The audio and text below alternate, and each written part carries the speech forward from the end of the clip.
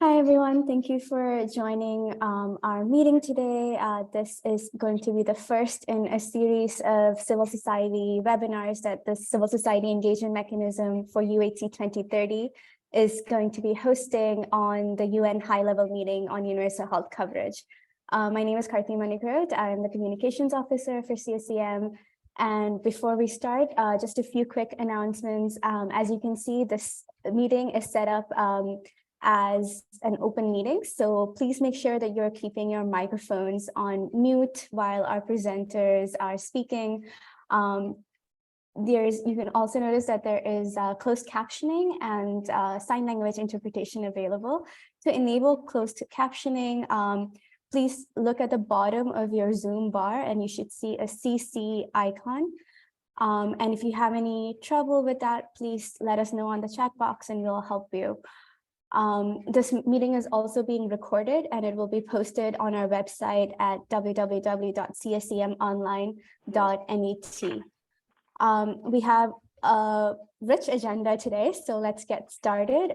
It's my pleasure to introduce Waisman Akwanga, who leads the CSEM Secretariat and is a Senior Technical Advisor at Management Sciences for Health, one of the co-hosting organizations of the CSEM.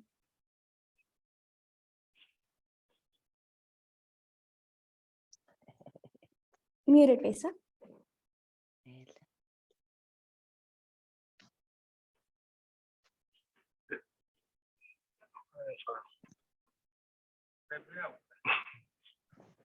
Thanks, Kathy. Good morning, good evening, good afternoon. Thanks for joining us today, wherever you are. We want to make sure that, at the end of this presentation, we have some time to have a discussion. So I want to encourage everybody to, as we advance in this presentation, to please post your questions, your comments in the chat. My name is Waisman Akwanga, and I am the coordinator of the Civil Society Engagement Mechanism for UHC 2030. And I will be presenting today with Smita Sadasvan, who is a disability consultant and a CSM advisory group member. So let's jump into the material. This is the agenda for today. We will give you some context on the UNHLM on UHC. We will then talk about the public consultations, or consultation on the action agenda. And then we will walk you through the draft action agenda for UHC that the task team has put together. And we will then open it up to for discussion for everybody to share their views and perspectives. And then we will share with you some opportunities to engage in the future. Next slide, please. So, but let's start with the basics. What's this United Nations high-level meeting on universal health coverage? So the UN General Assembly is the decision-making body of the UN, representing 193 UN member states, and these member states discuss and work together on a wide range of issues, international issues, ranging from climate to international development, to peace and security, and others. And from time to time, they agree to hold a dedicated high-level meeting on a specialized topic. And that is usually, that happens usually in exceptional circumstances through a UN resolution with the purpose of reaching agreement on cooperation measures, on solutions on important global issues.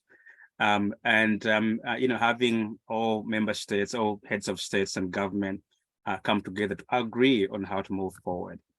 And so on December 12th, 2017, the UN passed a resolution to hold a UN high-level meeting on UHC during the 2019 UNGA.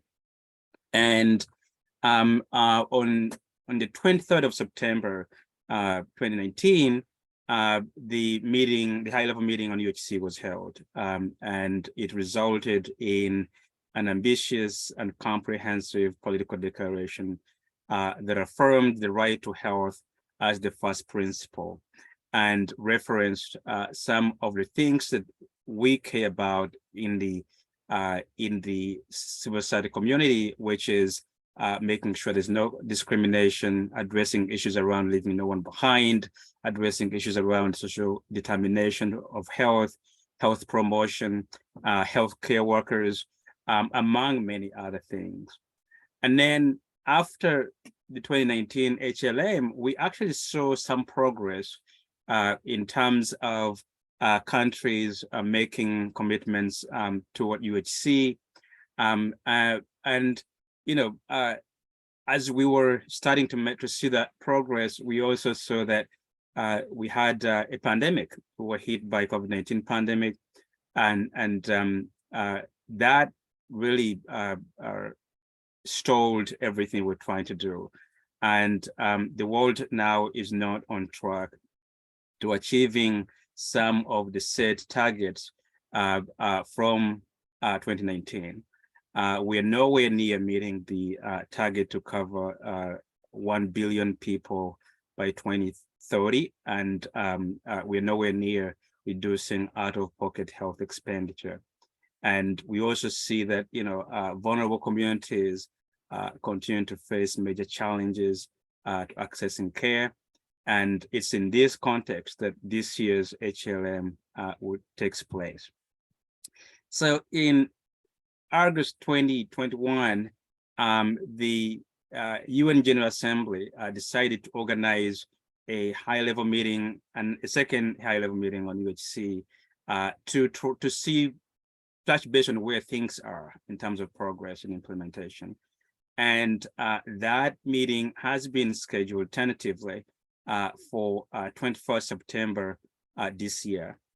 It will be co-facilitated by Guyana and Thailand, and so we have a very special moment coming up that we are starting to now galvanize, build momentum toward. But why is this important? You know, at the HLM, countries will once again approve a political declaration. The declaration will undergo intergovernmental negotiations throughout the summer. And once agreement is reached, it will be submitted to the President of the General Assembly for adoption by UNGA. And this is an opportunity to achieve actionable commitments on UHC, and also an opportunity to mobilize the highest political support for UHC as the cornerstone for health for all and SDG 3.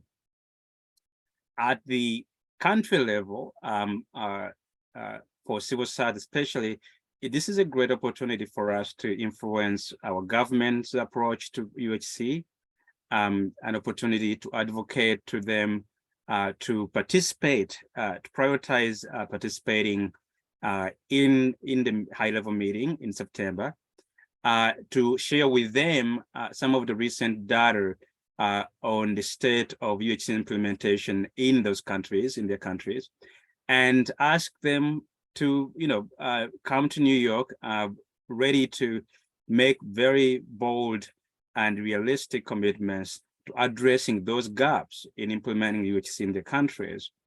And it's also an opportunity for us to hold leaders accountable after how many years, three or 4 years. It's time for us to then go back to them and say, this is what we are seeing, and this is what needs to be done to achieve progress on UHC.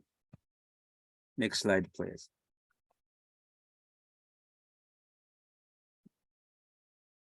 Oh, no, yeah, sorry. As in the previous HLM, the UHC 2030 platform is leading the UHC movement to put together an action agenda for this HLM, and these will be our collective requests for governments to take action on UHC. The action agenda includes a set of action-oriented policy recommendations and concrete milestones for achieving UHC. And once it's completed, it will be presented to the President of the General Assembly ahead of the negotiations and the political declaration. And it will serve as our main advocacy tool as for the movement, for the UHC movement. And it will have very clear requests for governments and political leaders to take action in UHC. The public consultation on the action agenda started on January 6th and will be open until February 6th. And this is an opportunity for civil society and all stakeholders to provide feedback on the high-level political messages in the action agenda. And since we started this, since the consultation started, we have received a lot of questions from civil society and other stakeholders, really wondering, what it is, who developed it, how, who was part of the development of this draft. And so let me give you a little bit of information about that process.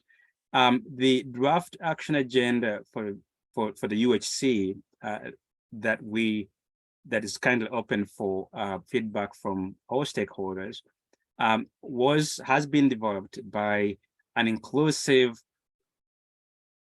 multi-stakeholder task force made up of 20 representatives from the UHC 2030 constituencies and beyond. And it includes several representatives from civil society. The task force was launched in September 2022, and it meets regularly. You can actually, we will share a link on the UHC 2030 website where you can see the organizations that are part of the task force.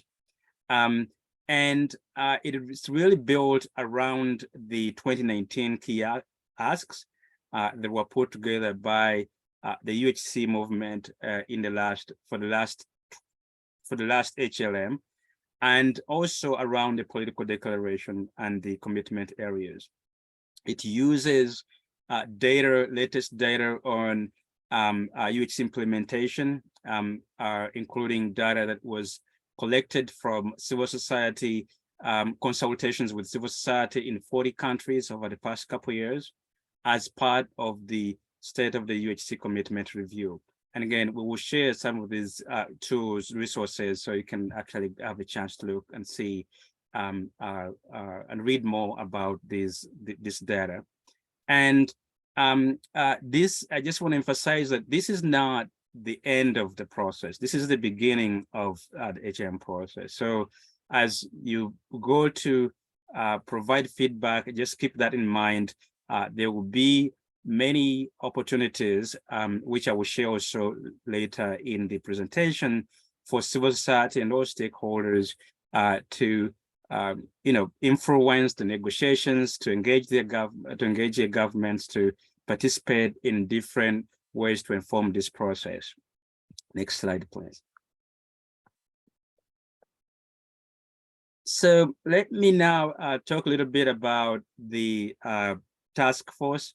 Sorry, the action agenda consultation.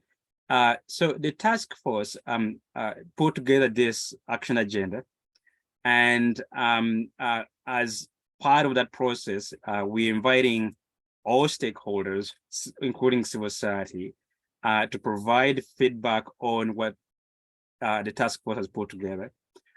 We want to hear from you on the 8 action areas that the task force identified. and the key actions that are under each of those action areas and the milestones. Let us know if these are the right actions, if these are the right milestones, if the order in which they've been written makes sense, or if we need to change something. If there's anything you think maybe we need to add or remove, please provide that feedback in this process. The consultation is available in English, in French, and also Spanish. We've also had some friends of ours that have done some translation in Russian, and we can share that as well. If you need it, let us know. Next slide.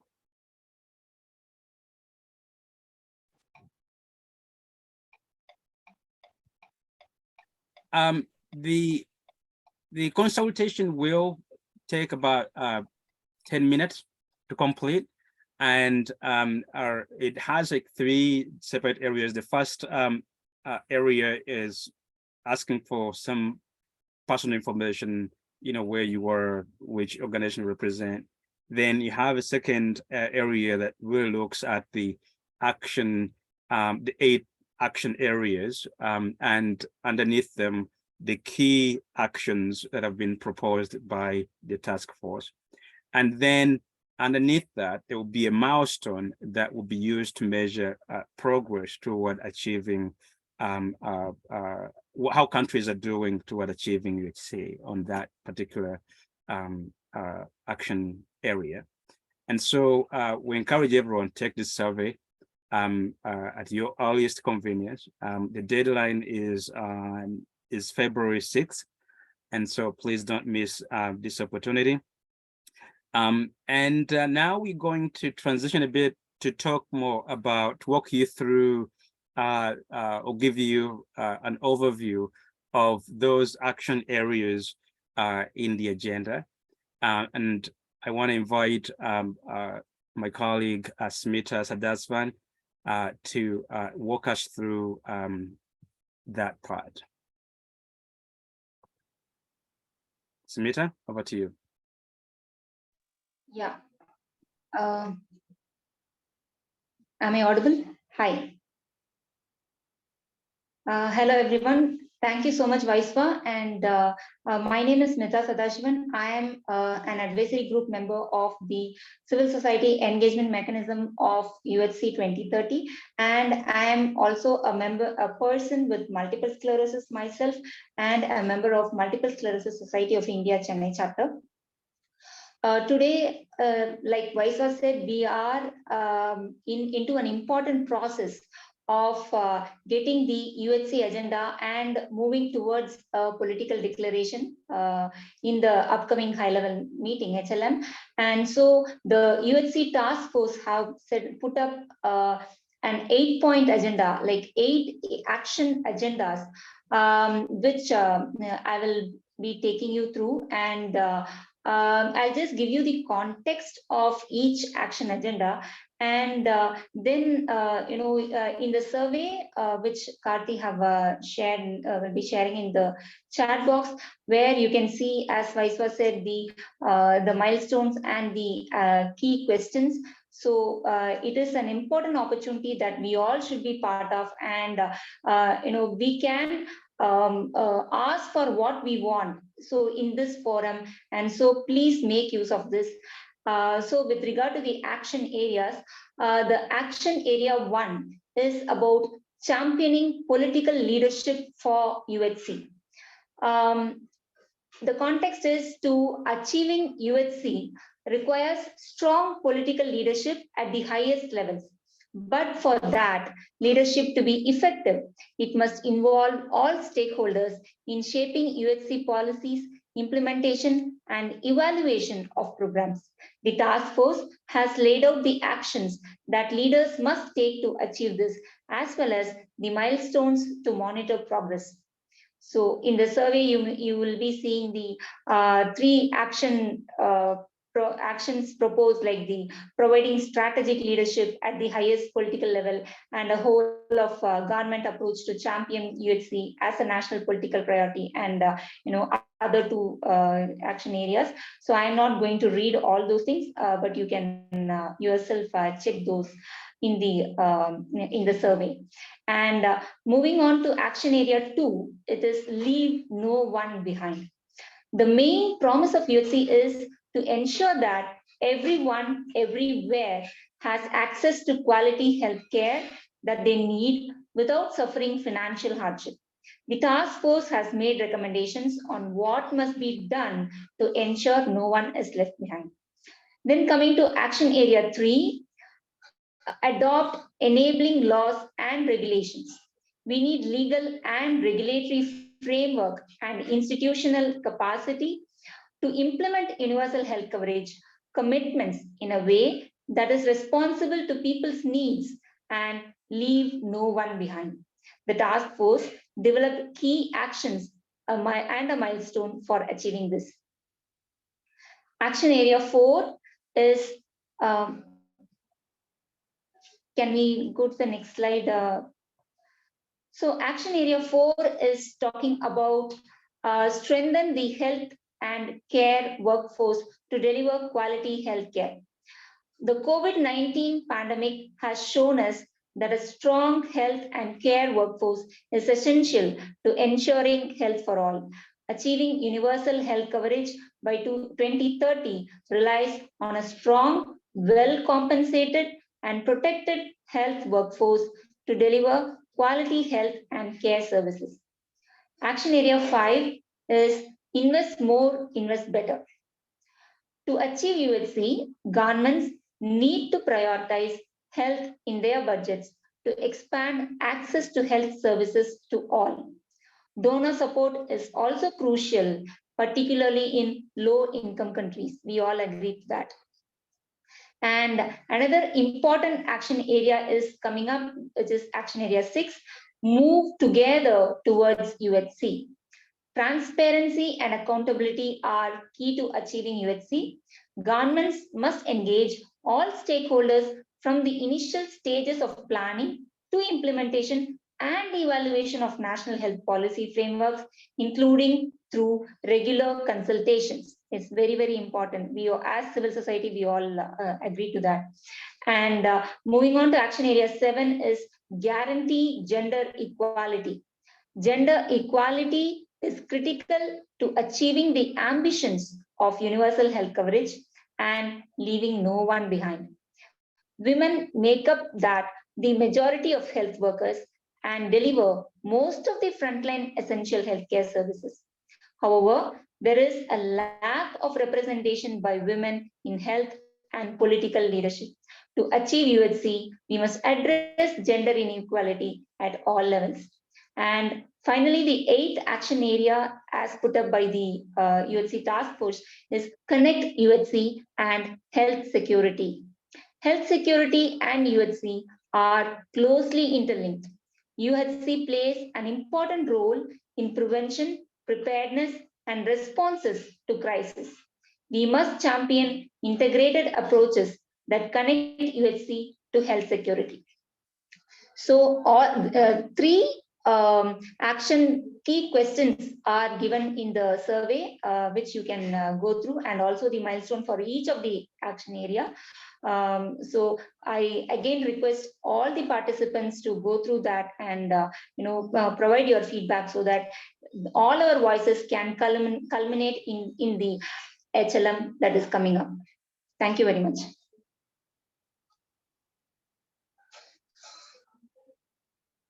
Thanks, Samita. Thank you very much for that wonderful presentation. So there you have it. You have all 8 key action areas that have been identified by the task force. Kathy shared a link in chat here for everybody to go, if you can now, and start seeing what is in there. But basically the structure is you have a key area, you have actions, 3 actions under each key area, and then you have a milestone that will be used to track progress. The reason why we did this way is because we've heard from many different sources that the previous political declaration did not have concrete actions for governments to take. And so we have tried as much as possible to make those concrete commitments really concrete. I mean, those commitments really concrete with very, very specific things for governments to take action on, and also include a milestone to measure. And so it's now up to you to take a look and see if this framework makes sense, if there's anything else that you think needs to be addressed that is not addressed in there, and suggest that. There's a third part of the consultation of the survey that is open-ended question, and so you'll be able to give us as much feedback as it's possible in the word count that has been given. Share that feedback with us, and in a little bit we'll talk about what happens when that feedback is provided and what the next steps are going to be going forward. But for now, we want to have a conversation with all of you. Want to open it up to all of you to share your thoughts on what has been presented so far, asking questions you have, and then we will talk about the last part of the presentation.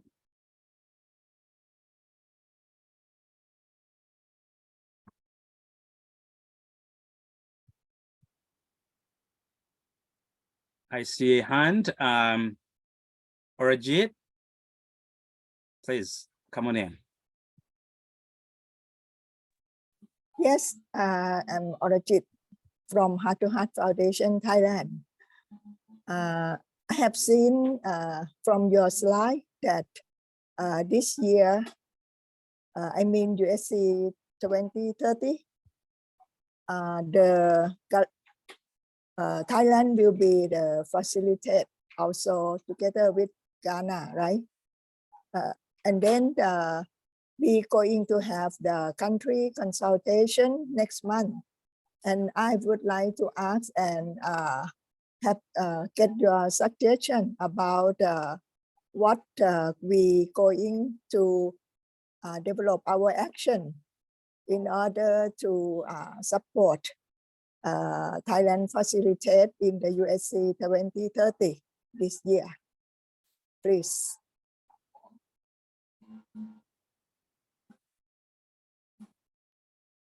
Thank you, Meet. Yes, hello. Thanks for the presentation. I have two questions. In fact, one is about the content of it, because you said also already that it is based on previous asks and it builds further on that. And but there has been a review on data on the implementation of UHC.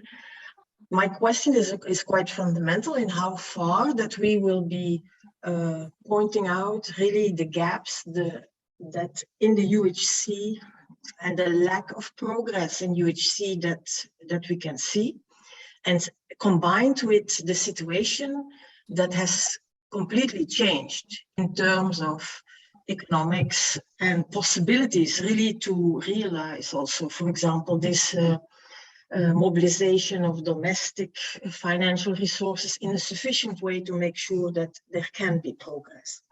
So my question is more on in how far do we not have to review really what we are asking for, because the context has changed completely since 5 years ago and rather has deteriorated, I would say. And we have the economic crisis, the COVID crisis, and a lot of lessons learned also from what's happening on the ground that shows there is not enough progress.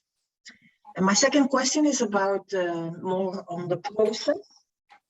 In how far, and could you explain a bit more how that the CSEM will provide input you know, as a group of civil society organizations. Will that be through the usual UHC 2030 platforms, or is that something that is also foreseen to be more directly possible? As UHC 2030, you have many other stakeholders than only civil society organizations. I think it is important if you could explain that a bit. Thank you.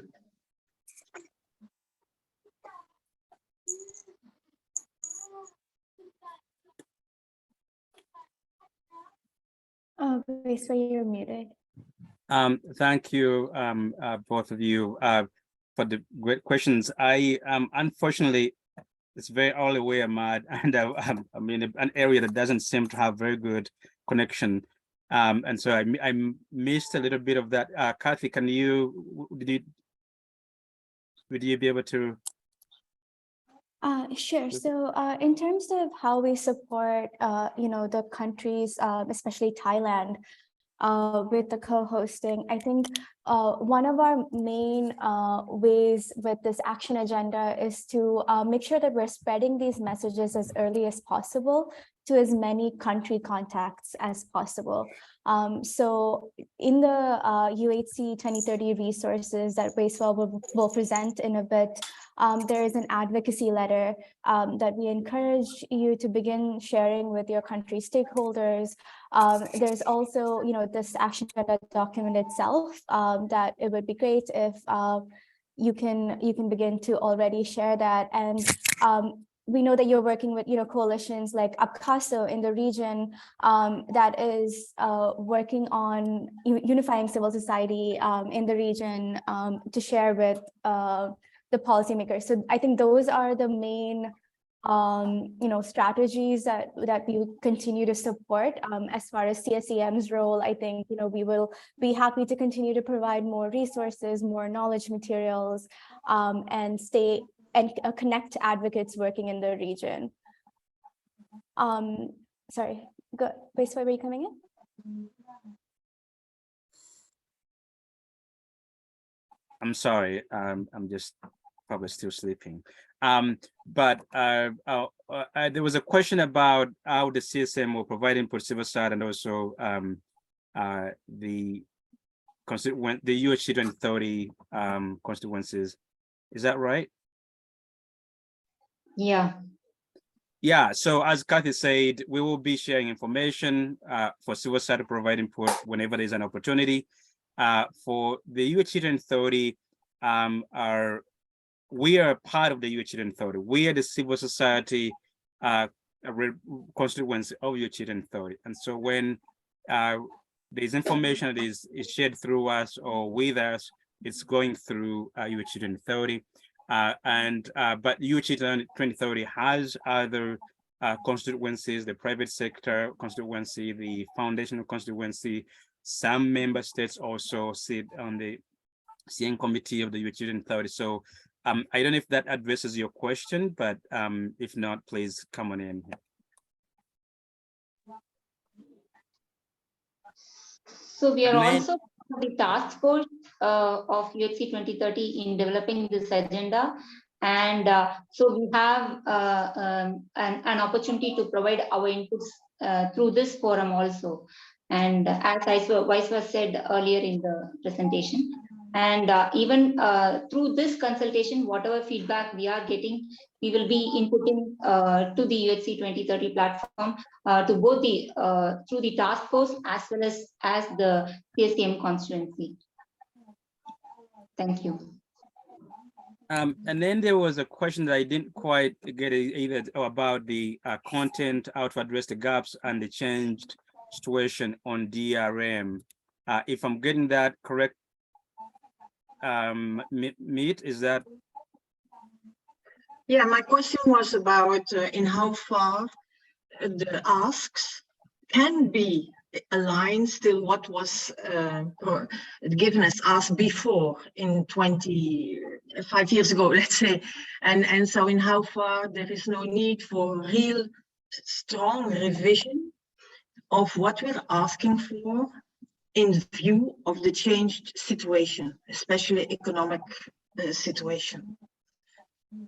Yeah, I mean, we want to hear input from everybody what you all think of that. But if you look at the last action area really focuses on this changed situation of the pandemic. And so take a look at the consultation and see if what we have there captures some of the challenges that have come up as a result of the COVID pandemic.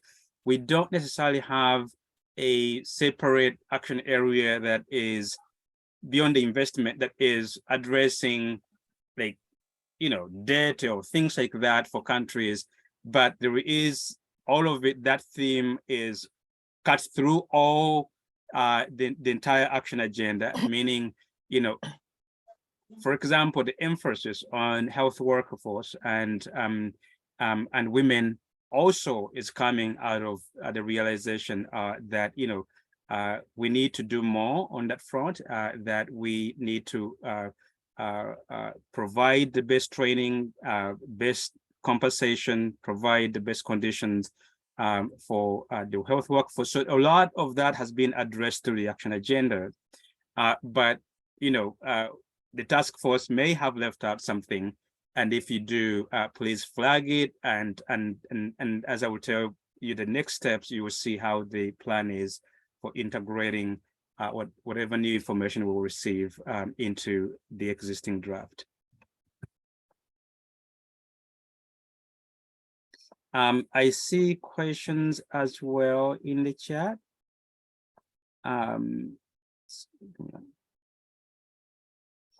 First question, can we expect that there will be opportunities for civil society participation during the high-level meeting in September? I cannot we cannot guarantee that, but it is possible. I wasn't at the last high level, I wasn't there, but I assume it's possible to have a civil society representative there. I hope it is. Second question, can you tell us more about the multi-stakeholder consultations ahead of the HLM? I assume you mean because this is the multi-stakeholder consultation that we have now. And then we're going to have, as I will share in a little bit, we're going to have the multi-stakeholder hearing in sometime April, May, and then there will be other opportunities to engage. But those are kind of like the main ones that we have planned at the moment. I see another question or comment.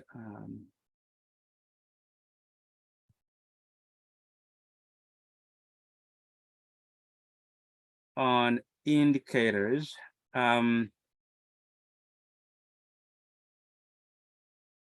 Yes, so the way that this is the question about their indicators to measure the status and take leaders accountable throughout this being implemented. And the answer is yes. The way that this action agenda has been designed, unlike the previous key asks, is to have like the milestones that we will be able to actually look at and say, here is what we're seeing, here is what we asked leaders to do, and is that measuring up? And then going to your leaders and say, look, this is what is not happening on the ground, and this is what you need to do because this is what you committed to. So yes, there will be like specific, I don't know if indicators, but specific targets that we will be able to hold leaders accountable to. Another question from Becky, could you share more details about those APOMA stakeholder meetings? We don't have any information yet about what the multi-stakeholder hearing is going to look like, what the format or the agenda is going to look like. We even don't know what the date is going to be, but we do know that it's going to happen sometime between maybe the last part of April and only maybe early May, but we don't have any more details on that. We will share that information as soon as we receive it, but at the moment we don't have it. Any other questions?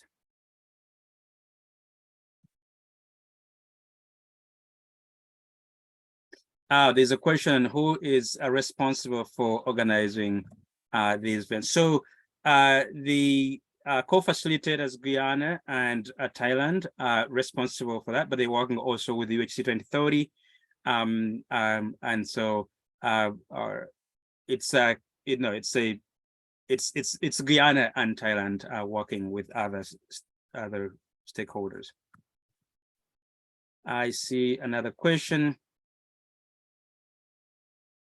from me. Could you specify and possibly share what are the results of the consultation on UHC implementation by the civil society organized in 40 countries? Yes, I believe we have a link that I can share with you right now, so you can go read the report that we put together late last year. Just bear with me. I'll share that with you in a second.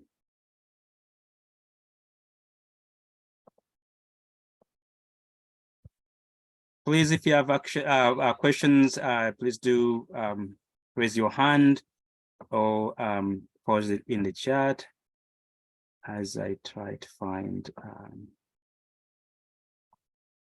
the report.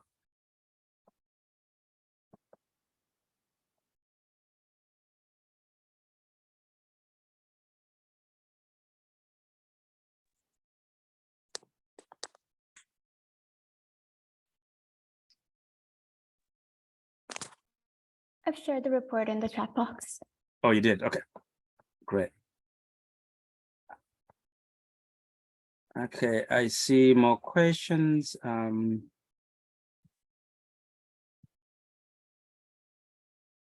engagement, national parliamentarians and advocacy through networks such as Unite. I don't know if we have anybody from UHC 2030 here. They would probably have more information on this, but I don't have that information now. We can look for it and share it with you if there is. There's a question on, can you please provide us with information the country leads for members to engage? So the country leads in the HLM processes tend to be your Minister of Foreign Affairs and also Minister working together with the Ministry of Health.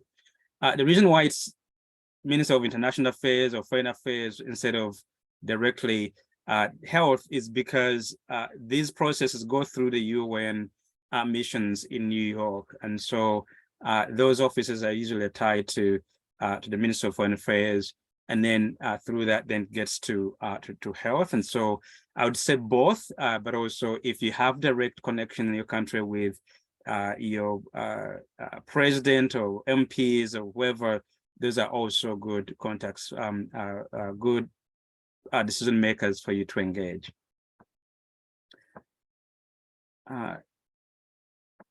Any other questions or comments?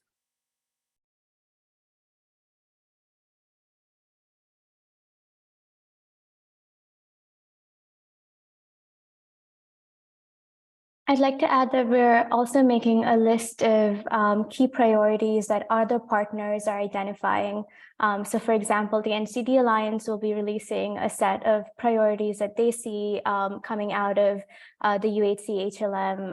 I know we have some other partners working on specific issue areas that will be releasing that as well.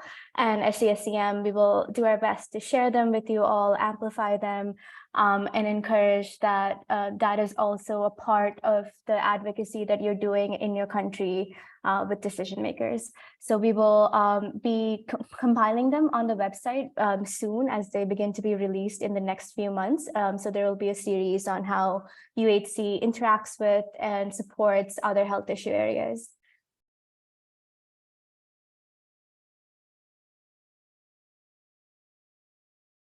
Any more questions or comments?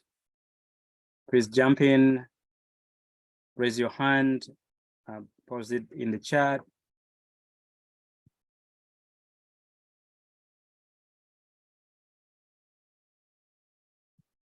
Thanks, Kirsten. Mabalani, please.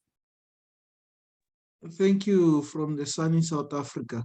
I just want to check, one, do you have focal point person, as was done in the previous CSM processes, at country or sub-regional levels that we can link up with in terms of ensuring consolidation of the advocacy work that we need to do? And specifically, I'm interested in the focal point person you have for South Africa. Thank you. Senator Balani, so we don't have at the moment a focal point in South Africa. We do have, however, we will, however, have as these plans gain momentum and all of that, we will have, or you'll hear from us about regional or national level convenings, meetings that are planned. As you may know, there's going to be 3 HLMs this year, one on the UHC, another one on TB, and another one on PPR. And there are already conversations about how we can actually work together, 3 communities, to make sure that this, that we are align our plans and agendas, but also that we tap into our potential as communities. And so there will be hopefully there will be some kind of like joint events at regional levels, at country level, that you will hear or see come up in the next few months. There's already one planned in Asia Pacific by APCASO. I don't have all the details about it, but we will share the information once it's available. And so those are the opportunities for advocates to meet other advocates, to plan together, to put together whatever resources we have and target them to the people, to the decision makers that you want to target in the country or in the region. But we don't have at the moment a focal point in South Africa. Kathy, is that anything else to add to that? No, nothing else.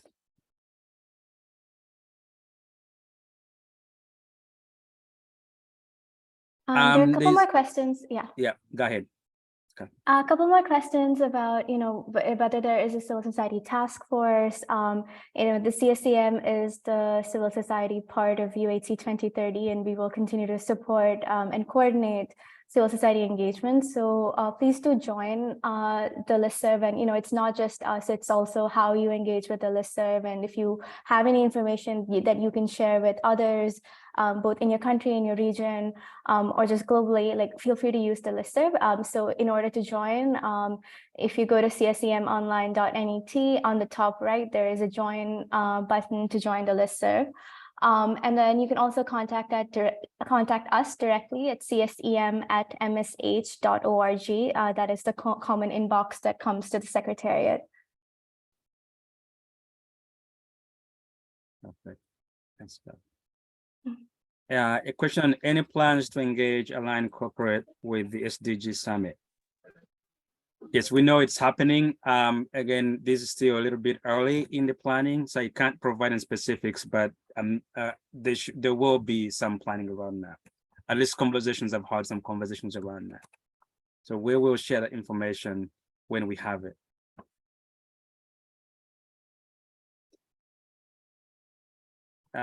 Question from Rita, are there any initiatives to produce one? So the disability and inclusion and health at the moment, yes, in the sense that we have, including through our AG member here who leads, has been really pushing the inclusion and access, making sure that they are part and parcel of this process. Smita can provide more information, but we have already fed some language into the draft action agenda. Obviously, we can't have spell out every specific health area or disease at this stage, but we are making sure that attention is being paid to the needs of people with disabilities, and also making sure that there's inclusion and access for everybody. Yeah, but Smita, if you have anything else you'd like to add, please jump in.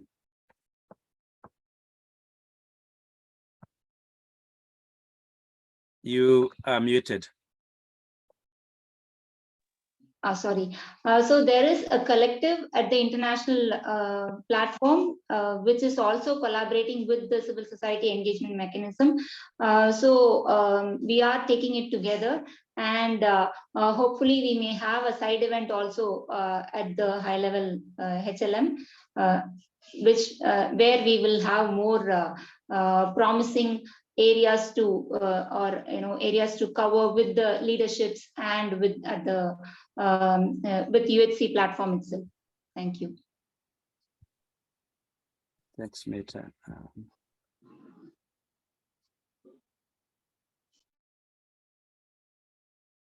There's a question from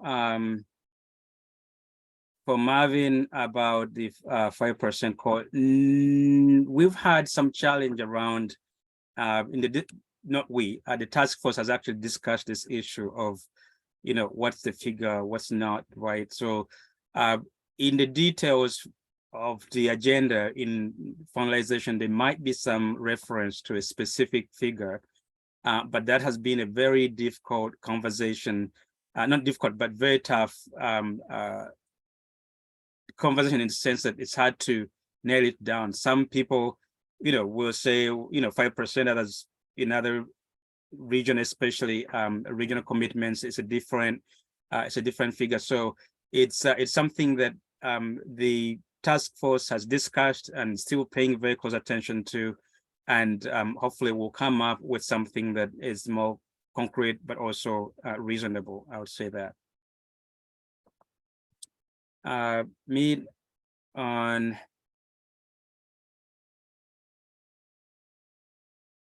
yes. I mean, yes, you can count on us to share as much information as possible, but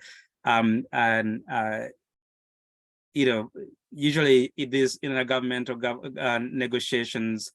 Sometimes we don't have all the information at that level, but if we do, and especially around the political declaration, when the draft comes out, you will start hearing some of these conversations about which country is opposed to what, which country do we need to target on what commitment area, or on what commitment we want to see. And so I think that as the campaign evolves, that we will have more information to share where possible, but we can't really guarantee that we will have all the information that will be needed. No, Marvin, I see the question about producing a civil society asks akin to the 2019 priority areas. No, and part of the reason why this time we don't have that, or let me share with you how we came to that conclusion, is the last time there was some confusion between what civil society had developed and also what UHC 2030 was developing, and so we wanted to align these processes as best as possible. But the other thing that I want to remind everybody about this HLM that is a little bit different than the last is that we are not starting from the scratch. We have key asks from the last time. We have priority areas from the last time. And then we also have a political declaration for us to draw upon. And so a lot of the work the task force has done has been to go back to those resources that exist, analyze them, try to map them up with what is happening or has happened since 2019, and come up with something they think makes sense. And so that's why we didn't feel the need to go back into starting from the scratch to develop the whole thing from the scratch. However, this is the opportunity for civil society to still say, as civil society, this is what we think make sense for us, and that data will be incorporated into hopefully into the final action agenda. Yeah, so that's kind of like the thinking that went into this process this time. I think another question.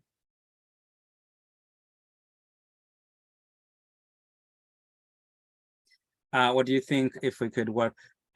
Yes, we want to work with the co-facilitators and with all countries as far as possible. I don't have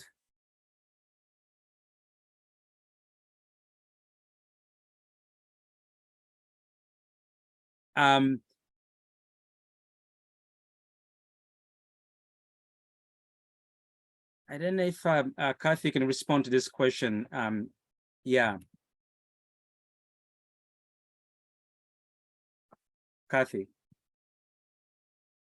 Sorry, which question is this? It's what do you think if we could work with our governments in Thailand about the country consultation from civil society in Thailand in advance and ask them to carry on at HLM? So in terms of like what the key priorities should be, I mean, I think it goes back to what Reza was just saying about how we can consolidate our asks. I think one thing that we're trying to do now is to get as much input into this action agenda as possible so that we can then use it as a roadmap, so that we can then use it as a key tool to present to every country, especially Thailand and Guyana. And then have that be the way we move forward. In terms of the country consultation specifically, I think we should connect specifically offline about that, because not many countries are doing that. So this is a unique opportunity that we have here in Thailand that we would love to take advantage of and connect more on. So yeah, let's definitely connect on this and see how those in other regions and those working globally can support this intervention there. Yes, and also to add that the other thing, this is also goes to Marvin's question about the civil society acts. So the other thing that went into, in addition to looking at the previous key asks, looking at the political declaration, also for us, kind of like putting forward what we think is still relevant in terms of the last priority civil society priority actions. The other piece that went into this process of developing the draft action agenda was the information, the data that has come out of the country consultations, the state of the UHC commitment review process. That all that information has been has fed this process so far, and so it's reflective of some, maybe not all, or not all the specifics of the voices and perspectives that we heard from the country consultations from 40 countries that we did over the last 2 years. So there is, all of that is being filtered through into this action agenda, and then this time this consultation allows us to even go a little bit further as we get more input from everybody. I see the comment on the 5%. We would share that with the task force. Yes, thanks, Marvin. Balani, thank you for letting us know. We'll keep your information, email, and we'll connect with you later.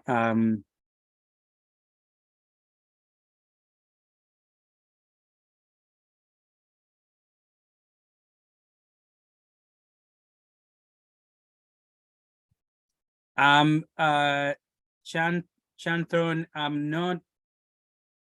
I can't answer your question right now, but I can look into it and see. Not that I have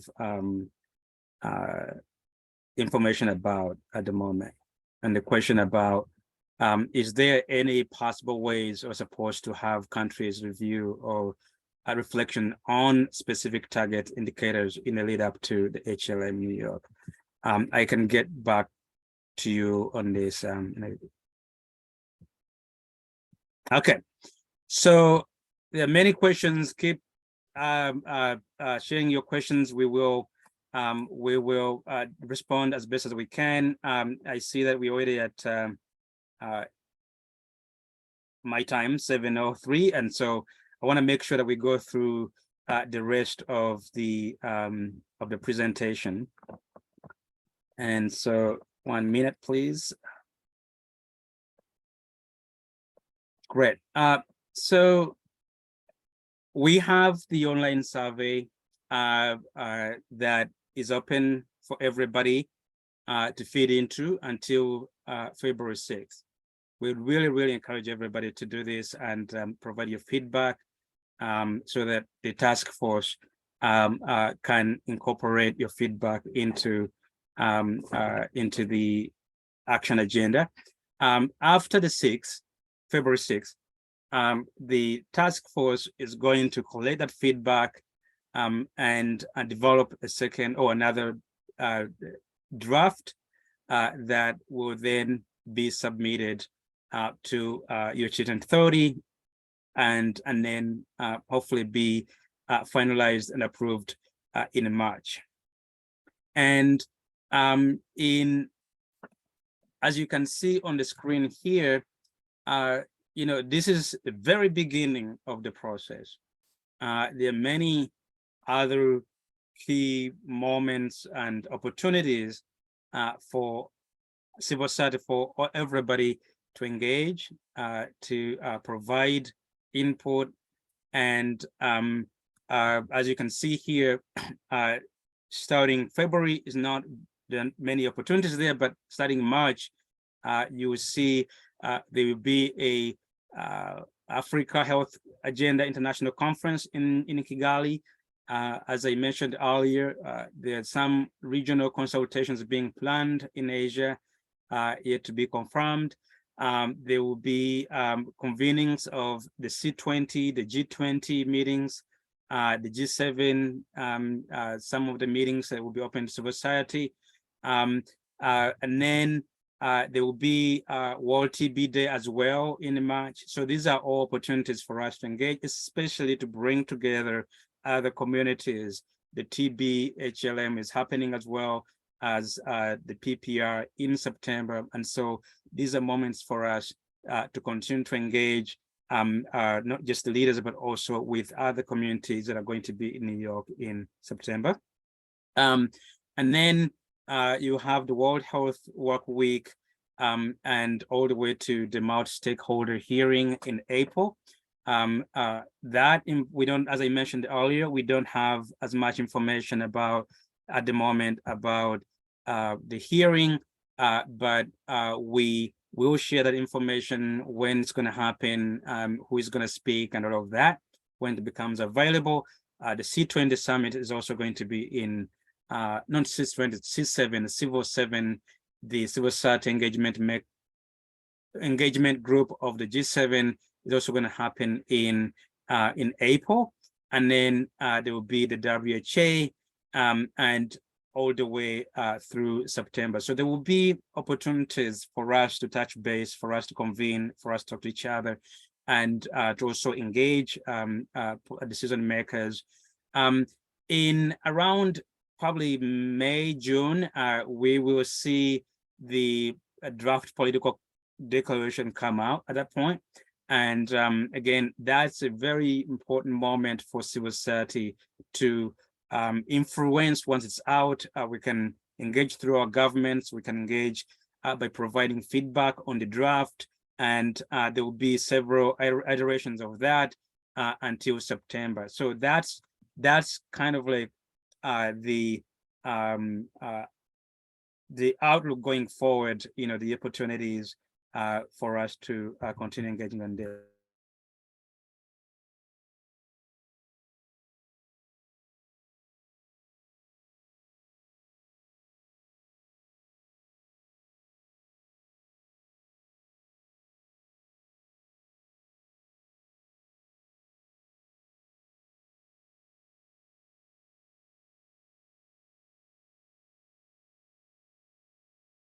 It looks like Weiswa is having some trouble connecting.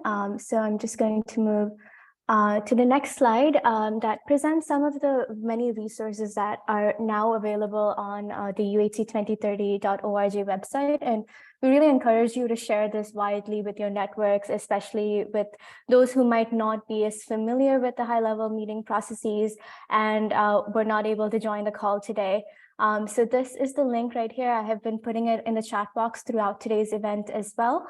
And it includes, some really great resources like the FAQs that talk about what this HLM even is, why it's important, what we're hoping to achieve from it, and how, we can participate. And this will be updated as more information comes in. And there's also some information here about the kinds of partners that UHC 2030 has. As you might have heard from some of the questions that were raised here today, this it shows a background of what UHC 2030 coalition actually looks like.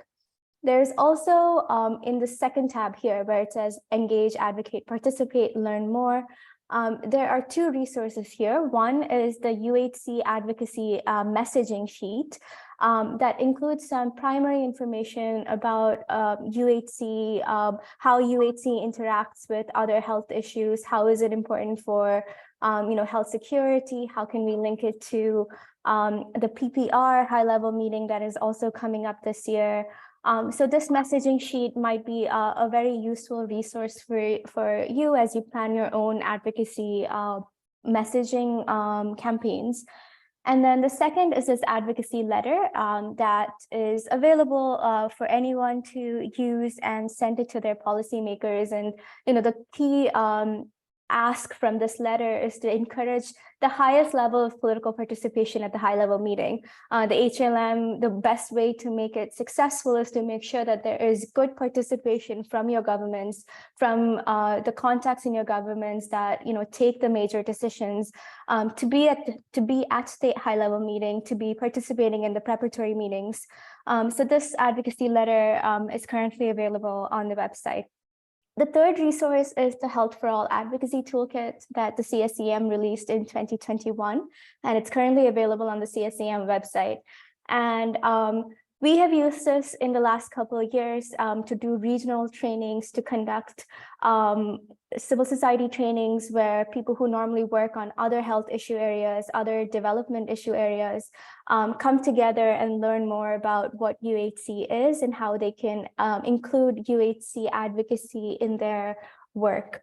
So this continues to be a good tool to bring civil society together and begin some of that mobilization processes in the country and in the region as this year goes on. So just a second, letting someone into the meeting. So yeah, these resources are currently available again on this website over here, and please do continue to use them, and please let us know if there's something that is missing in this that you would like to see that would make your work on UHC easier. Please do let us know. Weiswa, I think you're back online. Can you hear us now? Yes, I'm so sorry. My my computer completely died on me. And, no problem. Apologies. I just presented these two slides on the resources that are available. Perfect. Yeah, and that's the we come to the close of the session. So please let us know. Do we have more questions in the chat? We have a few more minutes left. Would be happy to answer any questions.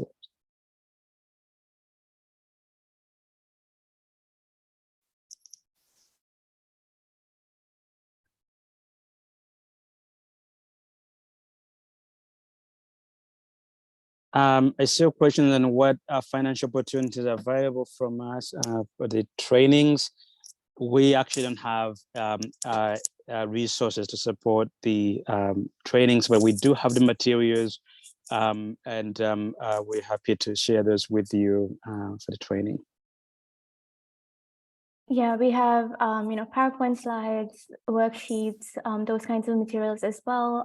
And we might be able to support with translation depending on the language. So please just get in touch and yeah, let us know how we can help, if not financially. Thank you also to Marvin for sharing the link to the Civil 7 working group, and to David on World Health Worker Week.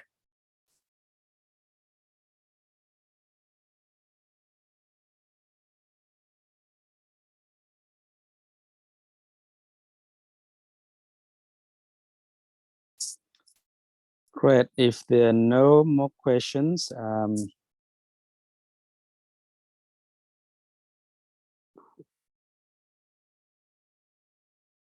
there are no more questions, we want to thank you very much for taking the time to be here with us, and encourage you to please follow that link and take a look at the action agenda and provide your feedback. As I said, there will be, you're going to rank things, and then at the end of the survey, you have space to write out all your thoughts and provide more in-depth feedback on the survey. And we're looking forward to receiving your feedback and making sure that we integrate as best as possible into the action agenda. Thank you so much, and have a great day, have a great evening, a great morning, wherever you are. Thank you, everyone. Yes, we will be sure to share the presentation on the website as well as the recording for today's meeting. We will have this webinar in Spanish on Wednesday and French on Friday. Thank you again for joining.